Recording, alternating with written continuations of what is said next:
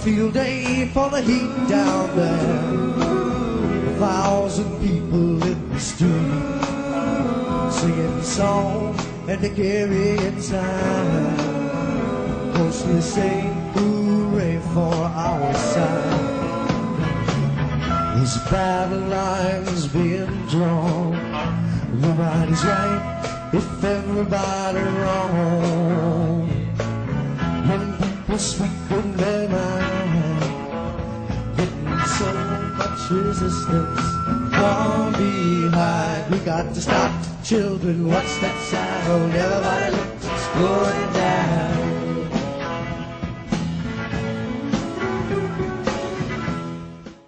Hello, everyone. This is Lauren Steiner with the Robust Opposition, and I'd like to welcome you to my second show since I'm off of hiatus.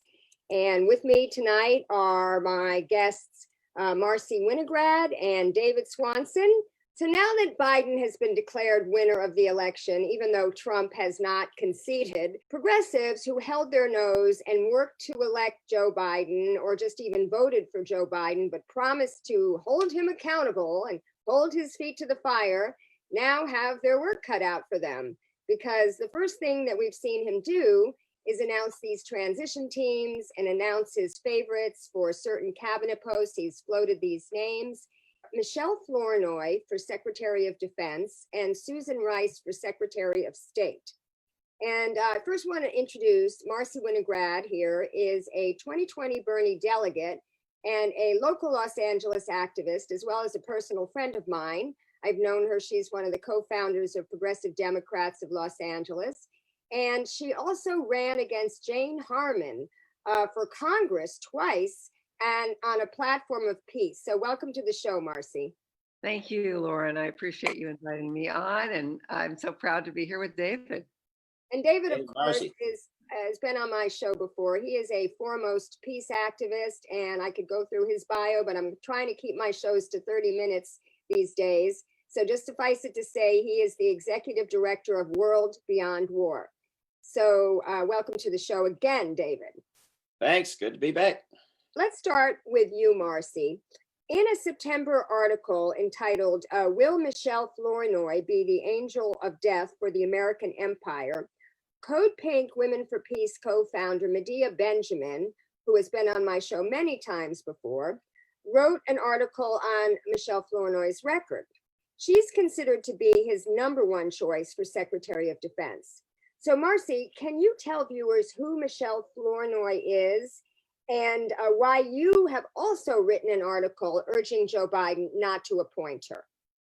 Yes, well, to provide some context, as a Bernie delegate at the DNC, I authored a letter that was signed by over 450 delegates objecting to not just Flournoy, but several other members of the Biden transition team focused on foreign policy for their role in engineering wars, occupations, the invasion of Libya, or rather the imposition of a no-fly zone over Libya, and generally embracing war as opposed to diplomacy.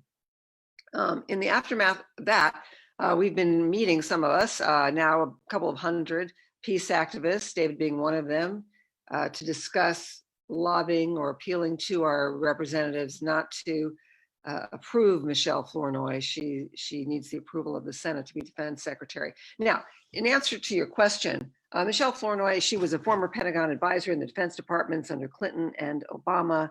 She supported the surge in Afghanistan. She was one of the few people who approached Obama together with Hillary Clinton and Susan Rice, who you mentioned, to persuade him to impose a no-fly zone over Libya, to oust Muammar Gaddafi, which ended up being a disaster. Thousands of people were killed. It became, the whole country devolved into chaos. It became an arms pipeline for extremists throughout the Middle East.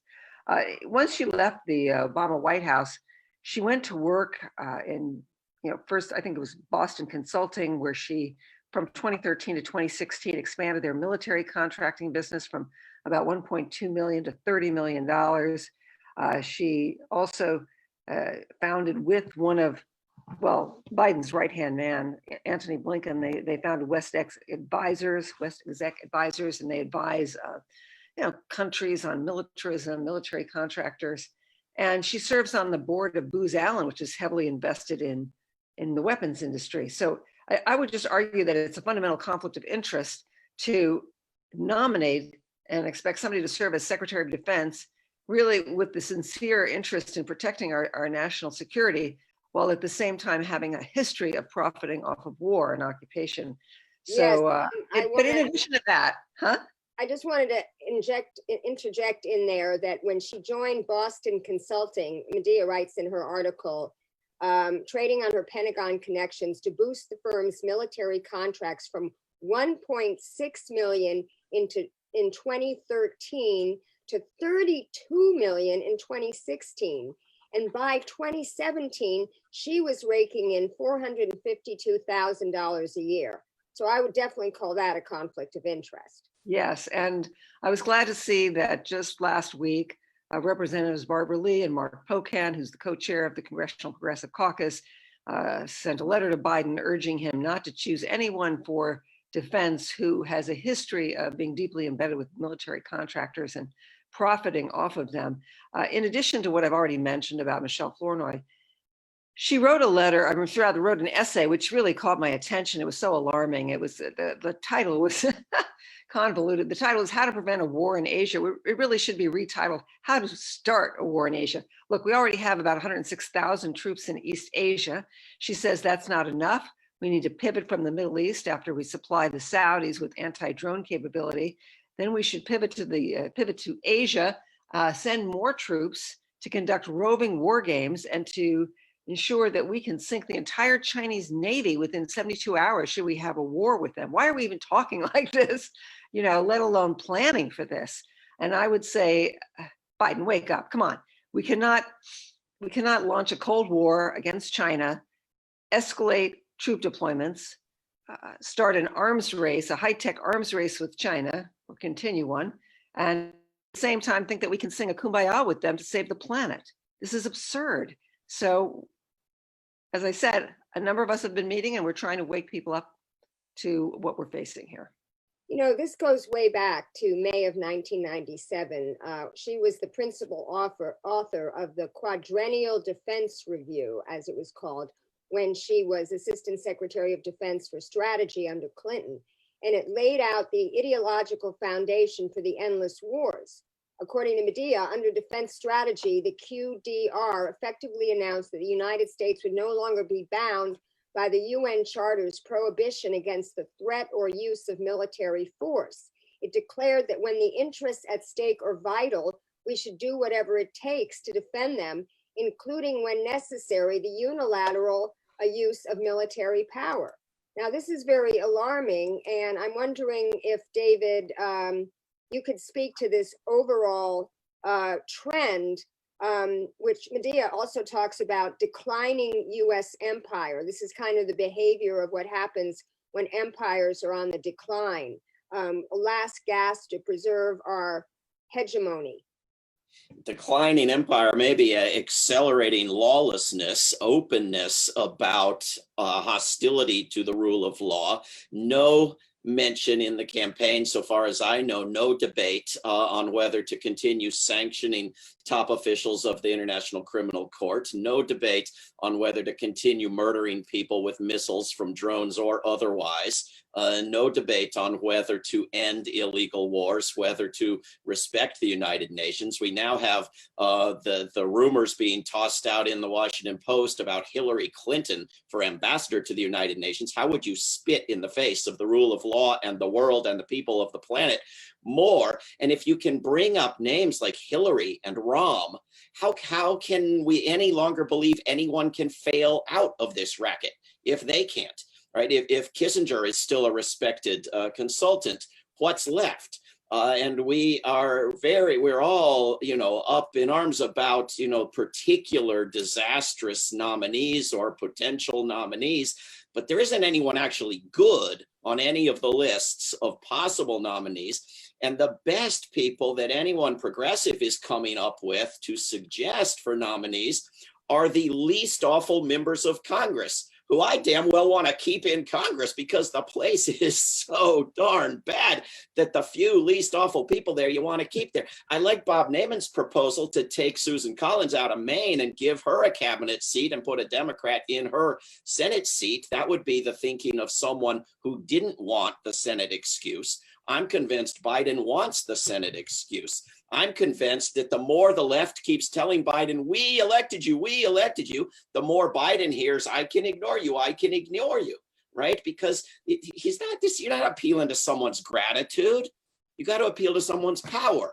And he understands that he has power over people who swear they elected him no matter what he stood for. Okay, so now what does he have to offer them? Nothing.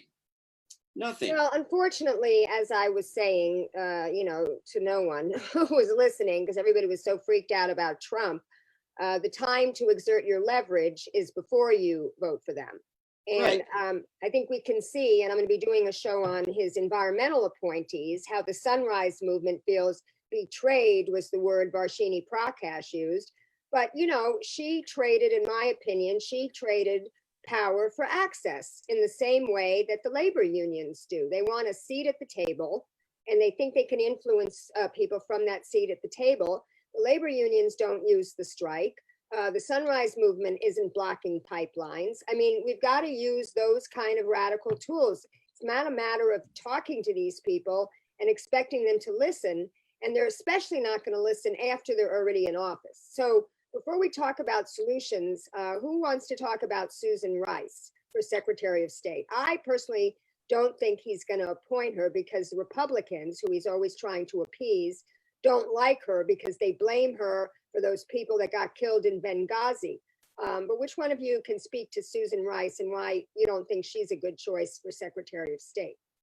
I'm sure we both can. Marcy, you want to? Well, I'll just say briefly, then I'll hand it over to you, Dave. Susan Rice, she says that she did not support the Iraq war, but she then says she supported preemptive strikes against Iraq. She supported military intervention in Syria. She, as I mentioned, convinced Obama to go into Libya. So she has a record for being a hawk under the guise of being a humanitarian. And I know that we can do better. There's Ambassador William Burns, who's the president of the Carnegie Endowment for International Peace, a former ambassador to Russia. He's one of the people on a short list. He would be better. Thomas Countryman, the chair of the Arms Control Association, he would be better. I mean, there are better people out there. David, you want to speak?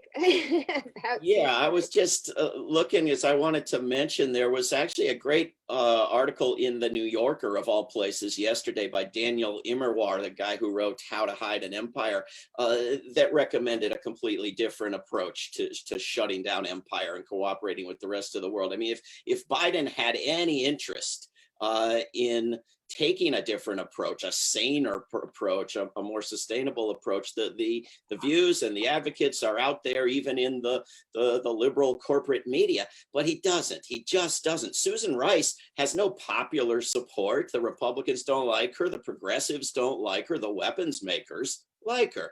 And what is her big appeal? What puts her, at least the pretense of having her at the top of a list? Extreme tokenism. Extreme tokenism with the absolute absence of irony. I mean, when I was a kid, people in US politics talked about tokenism as if it was an insult to our intelligence, right? You're going to take somebody who appears to represent a group but doesn't, continues screwing that group, and you're going to pretend that's good enough and we should be satisfied. Now, we are told that we should openly advocate for that on our own, like knowing it's tokenism. That's what we should want. We should want to be kicked in the face and tricked. That's the height of our desires, with no irony, no understanding. It's absolutely bizarre to me. I think we have to demand people with serious policy differences with Joe Biden. That's what we have to demand. And you're not going to get them from, retreads from the Obama administration. Well, Katie Johnstone, who has such a good take on foreign policy and even in this country's domestic policy, which is amazing since she lives in Australia, she wrote an article titled, "This Isn't Feminism, It's Imperialism in Pumps." And there's been a lot of people tweeting, like I saw this tweet that Katie highlights as well by, I'm not sure how you pronounce this, Mieki Iyong. And she writes, "White progressives training their fire on women and women of color who are under consideration to lead the national security departments makes me deeply uncomfortable about their allyship for those communities, especially when the national security community is dominated by white men." And then she goes on from that. And what I noticed, as soon as I didn't hear of this woman, so I went to her Twitter profile, and it turns out she works for the Third Way, which is one of those centrist groups. And, you know, I said to her, you know, what you're doing is you're weaponizing identity politics and representation over policy.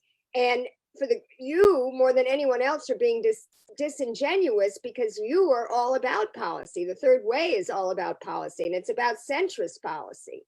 So I think it's really terrible how many people are jumping on this identity politics bandwagon. Did you want to say anything about that, Marcy? Yeah, no, I agree with you. It's disturbing. I think it's particularly disturbing if we think that it's okay or we sanction choosing someone of color to bomb people of color across the world. No, that's not the answer. I would say also that in addition to pressuring the Biden administration however we can, and some of us are doing that, you know, calling senators' offices, urging them to speak out. The challenge is, of course, some of these people are vying for jobs in the Biden administration, so they're reluctant to say anything. They're self-censoring, and we've been, you know, appealing to even, you know, corporate media to have some debate about foreign policy, and it shouldn't be binary. It shouldn't be domestic over here and foreign over there. We're spending well over 50% of our discretionary budget. I think it's 60% at this point on militarism. So we have to have these conversations, and we have to have them on all outlets of media so that people will engage. I feel that we have a lot of work to do within our own progressive community. You know, Bernie ran twice, and the second time he talked more about foreign policy, but by and large, people were not focused on that.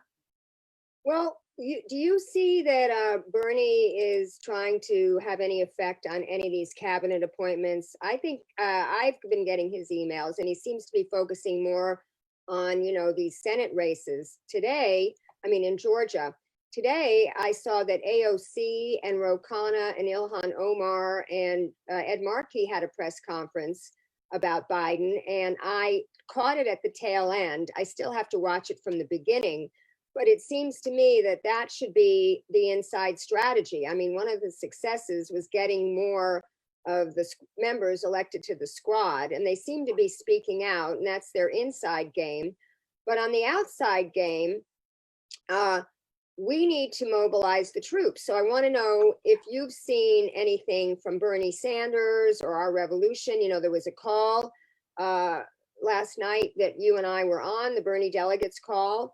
And I suggested that we need to have coordinated protests. Like if we picked one day where all the groups got involved and protested these appointments. I don't know what venue we would do it at, federal building or where, but we just need to make a lot of noise. And what I've noticed is sometimes groups can work very effectively in coalition, but other times it's very fragmented because every group leader wants to be the leader, or they want their group to get the credit for it. And so, you know, that's why I bring up Bernie, because it seemed like everybody kind of got behind him as one guy.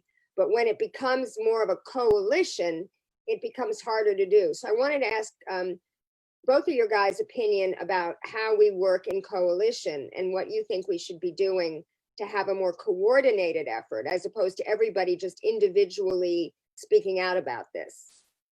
Well, I think Bernie was willing to get behind us. I don't think we should get behind an elected public servant. I think it should be just the reverse. And I think we should push this enlarged squad to show some real leadership among their colleagues in Congress in terms of backing us and what we're demanding, and having some of them with people today demanding action on climate is a good indication of things to come. And having these new Mondaire Jones and Jamal Bowman and Cori Bush and others join what's now 15, 20 or more members out of 535 who are really going to oppose war. And I think even maybe Ben Ray Lujan, who's moved in New Mexico to the Senate from the House, seems like he may oppose war. And certainly moving Ro Khanna to the Senate, though it may be unlikely, would be moving somebody who's against war into more power. But the Green New Deal is the most likely way to move money out of militarism, and moving money out of militarism is far and away the most likely way to get a serious Green New Deal. And I have no idea whether anyone today mentioned military spending when they talked about a Green New Deal. I doubt it very much. But when you've got a president-elect who's told his wealthy donors nothing will fundamentally change, and you've got no money for anything except buckets and buckets of it in the military, the environmental and peace movements have to be working together if either one of them is going to succeed at all. Marcy, what do you think about a coordinated effort and Bernie Sanders' role in this?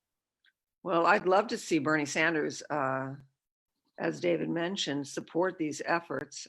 I don't know if that's a realistic expectation at this point. He wants a job as labor secretary. I don't know what the status of that is.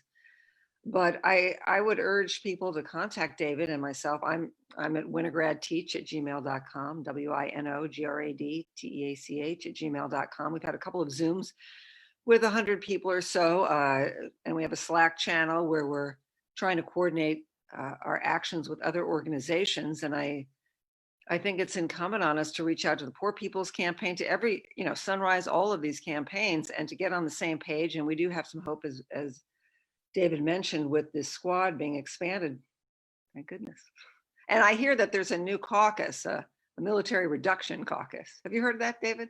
Well, this was a few months back that when the bill was in Congress to move 10% of the military budget out of it, Lee and Pocan, who were mentioned earlier on this show, said they were forming a defense, quote unquote defense spending reduction caucus. But then they've never announced, to my knowledge, who's on it, what it's doing, when it's starting, what it means to be on it, what it will be about. So I think we should be just going after all of our, representatives and misrepresentatives and asking them to join that caucus. Contact Lee and Pocan and tell them you want on the caucus. And we should be asking Congresswoman Lee and Congressman Pocan, what's the deal? Where's the caucus? Because that is, it's good that also the so-called Progressive Caucus has announced they're going to get more serious and require actual progressive action. But it would be very good to have a caucus focused on moving money out of the military and into places it's needed. That's the perfect idea. I want to see it become a reality. Well, let me ask you. I just wanted to add that, as a delegate, I was involved in platform submissions. I worked with about 15 other delegates, and we did, call for a reduction in military spending. And the platform, it basically says, look, we're going to have to get by with less. We understand that we may have to get by with less. It does not call for increases in military spending. So, we have to hold his feet to the fire on that too. Well, on another front, I've been examining the Green New Deal, and there's a lot of green capitalism in there, putting money towards green technologies that, don't really change the distribution of wealth and income in our country and also in our world. I'm going to be having a guest on my show in a couple of weeks who was talking about Lumumba, not Patrice Lumumba, but a delegate to I think it was the 2004, when they had Copenhagen, the environmental summit there. I think it was 2004. But anyway, he was basically saying that 2050 is a death sentence for the global South. And right now, this is what everybody seems to be talking about, is 2050 and moving us over, and all these corporations. And you remember Henry Paulson, our former Treasury Secretary, getting involved with this because they see money to be made. So and of course, the Democratic Party and the Republican Party, we call them the corporate duopoly because they're really beholden to corporations more than they are to working people. And what you were talking about before is why they're both the party of war is obviously because there's money to be made in war. There's no money to be made in peace. So should we back up a few steps and be talking about capitalism as the cause of all of our ills, and really focus on the disease rather than the symptoms?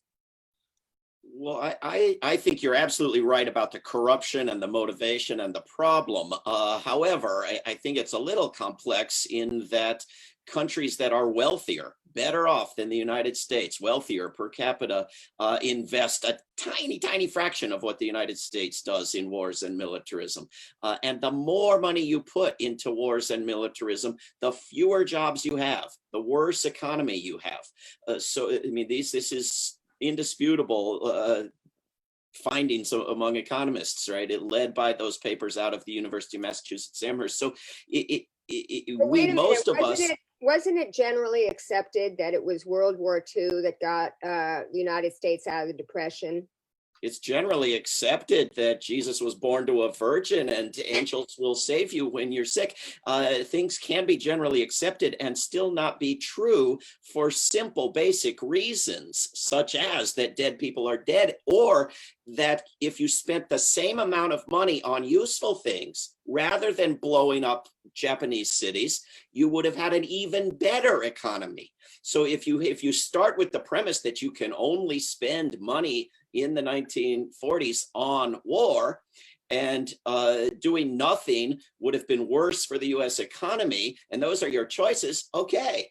But you could have spent it more wisely, more morally, and economically more beneficially. And there's no choice at this point. Continuing to dump it all into militarism is going to kill us all. Either through nuclear apocalypse or through climate apocalypse that we've been talking about. We don't really have a choice. So even if we had to suffer economically, we would have to change. I'm not convinced we do have to suffer economically. What do you think about capitalism being the root problem, Marcy? Yeah, I think monopoly capitalism, certainly, when that's the driver, when profit is the driver, that's what's going to be of utmost importance. And that's going to be, Congress becomes an auction.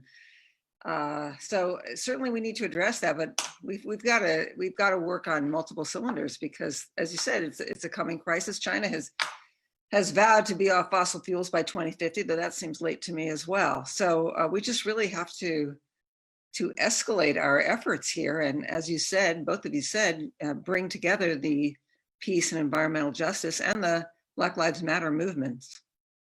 One final question about China and Russia. I've done a couple of shows on how Russia, Rachel Maddow and the entire liberal media fomented a new Cold War against Russia because of that Russiagate excuse for Hillary losing the election.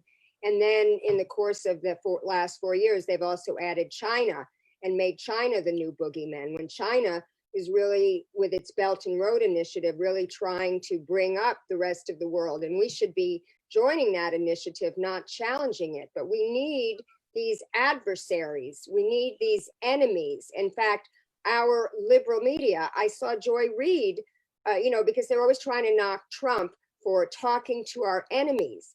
I mean, I find it very puerile, very childish that we should be talking about other countries as enemies and adversaries like it's some kid's war game when we are facing these existential crises of climate change and nuclear annihilation.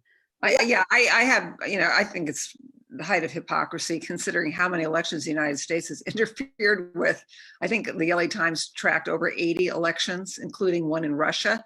I will say that there is another battle, and David may want to speak more to this. I'm going to have to jump off this Zoom, but the other issue right now is who's going to chair the House Foreign Affairs Committee. Engel is out, thank goodness. And there's a battle for the chair of that. Sunrise and Justice Democrats, who AOC is affiliated with, have gotten behind Joaquin Castro. He's not a Lawrence Steiner, he's not a David Swanson, but he may be our best choice. I think he is our best choice, given that Brad Sherman is also in the running, and he is, I would consider him someone in the pocket of the Israel lobby. So I've been urging people to let their Congress members know who will be voting on this in the House Democratic Caucus that vote for Castro. Okay, well, thanks a lot, Marcy. Thank I know you. have Good to be go. with you both. So I'll just wrap it up with David, but thanks a lot. Thank you. Okay. Yeah, so what do you think with the media? Okay, because obviously we need to educate the American people about what's going on. And if the media is in lockstep, and I'm talking about, you know, Fox and the liberal media, CNN, MSNBC, in calling these countries our enemies, how do we get the American people to see things differently? We have to create and support our own media as you are doing. We have to create good consumers and critics and analysts of corporate media and protest it and influence it. We have to push for media reform as key policy initiatives. We have to get people to understand, as you do, that it's literally infantile to be announcing that other countries are your enemy. And it's actually easier for people to see that when you have a guy who acts like an infant in the White House. So take advantage of the next few months and get people to see, because it's going to look very respectable and liberal and sophisticated in a few months to act like an infant. But it's still going to be acting like an infant. And you could take the opposite approach. You could cooperate with the world. You could scale back the hostility and the militarism, and you would jumpstart a reverse arms race. And you would see China, that spends that third of what the US does at the most on its military, start to scale back too, which would be motivation for the US to scale back further. And you'd have a virtuous cycle instead of this vicious one that we're trapped in right now. Yeah. Well, on that positive note about what the future could be, I'm going to end the show, and thank you very much for being on. And I just want to urge my viewers to pay attention to these appointments. You know, there's no rest for the weary here. Progressives have to keep fighting, and that's how I always end my show. Stay safe, wear your masks, and keep fighting.